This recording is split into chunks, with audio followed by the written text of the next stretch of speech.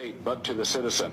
However, should the state choose to arm its citizen militia, it is free to do so, bearing in mind that the Constitution is not a document limiting the citizen, but rather limiting the power of government. But should the state fail to arm its citizen militia, the right of the people to keep and bear arms becomes the source of the guarantee that the state will not be found defenseless in the presence of a threat to its security. It makes no sense whatsoever to look to the Constitution of the United States or that of any state for permission to form a citizen militia, since logically the power to permit is also the power to deny. If brought to its logical conclusion in this case, government may deny the citizen the right to form a militia. If this were to happen, the state would assert itself as the principal of the contract, making the people the agents. Liberty then would depend on the state's grant of liberty. Such a concept is foreign to American thought. While the Second Amendment to the United States Constitution recognizes the existence of the state militia and recognizes their necessity for securing a free state, and while it also recognizes that the right of the people to keep and bear arms shall not be infringed, the Second Amendment is not the source of the right to form a militia nor to keep and bear arms. Those rights existed in the states prior to the formation of the Federal Union. In fact, the right to form militia and to keep and bear arms exists from antiquity. The enumeration of those rights in the Constitution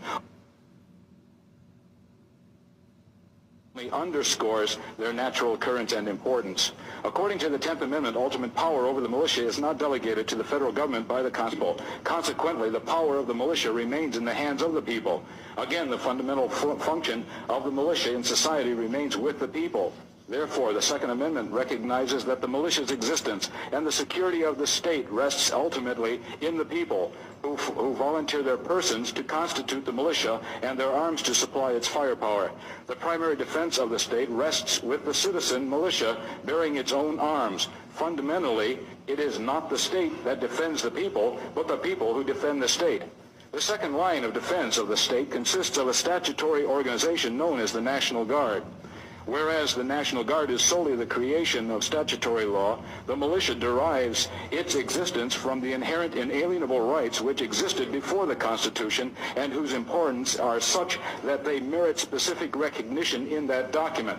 While the National Guard came into existence as the result of legislative activity, the militia existed before there was a nation or a constitutional form of government. The militia, consisting of people owning and bearing personal weapons, is the very authority out of which the United States Constitution grew. This point must be emphasized. Neither the citizen's militia nor the citizen's private arsenal can be an appropriate subject of federal regulation.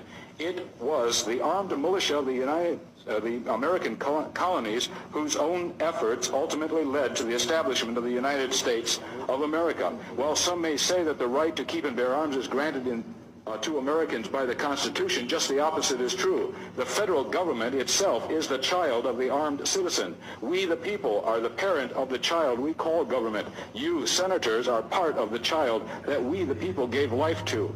The increasing amount of federal encroachment into our lives indicates the need for parental corrective action. In short, the federal government needs a good spanking to make it behave.